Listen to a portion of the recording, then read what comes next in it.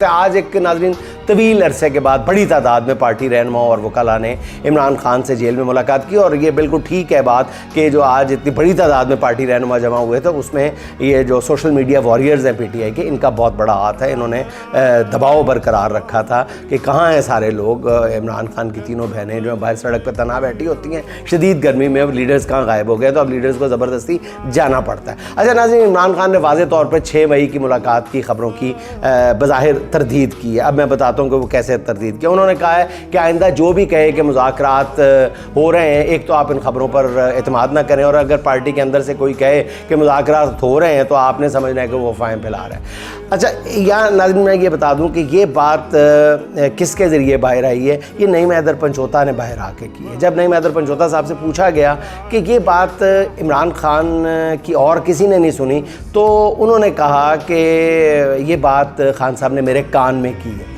और उन्होंने फिर बाहर आके अलीमा खान साहिबा को ये बात बताई है, जिस पर अलीमा खान ने फिर ये मीडिया के सामने बात की है। लेकिन अब ये बात और किसी से कंफर्म नहीं हो रही कि 6 मई या जंग से 2 दिन पहले कोई मुलाकातें हुई हैं जंग के दौरान, ये वो गलत है। यानी इमरान खान ने उसकी तरदीद की है। ये बात जो है ये नईम हैदर पंचोता के अलावा किसी और ज़रिए से बाहर नहीं आई है।